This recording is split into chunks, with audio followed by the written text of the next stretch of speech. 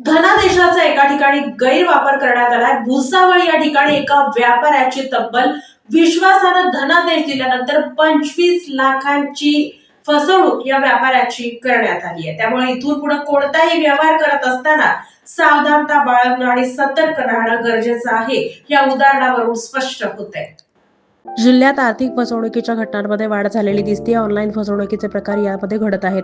आर्थिक फसवणुकीचा गुन्हा घडला या जिल्ह्यातील भुसावळ शहरात टेमी विला येथे रहिवासी असलेल्या व्यापाऱ्यानं दुसऱ्या व्यापाऱ्याला धनादेश दिला होता, परंतु धनादेशाचा गैरवापर करत 25,05,600 रुपयांची फसवणूक केल्याची घटना समोर आली आहे। या प्रकरणी बाजारपेठ पोलीस स्टेशनमध्ये 2 जानेवारी रोजी दोघांविरोधात फसवणुकीचा गुन्हा दाखल झालाय।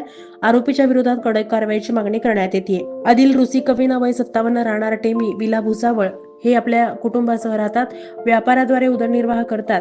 विश्वासानं 2 धनादेश कृष्णा संजय उपाध्याय आणि सुनील नारायण तिवारी यांना देण्यात आले। मात्र 29 ऑक्टोबर ते 17 डिसेंबर या दरम्यान दोघांनी संगनमत करून 1,15,000 रुपये आणि 23,90,600 रुपये परस्पर खात्यात वर्ग करून फसवणूक केली। हे लक्षात आल्यानंतर त्यांनी पोलिसांकडे धाव घेतली। तक्रारीनुसार 2 जानेवारीला या दोघांनाही अटक करण्यात आलेली आहे। पुढील तपास उपनिरीक्षक राजू सांगळे करीत आहेत।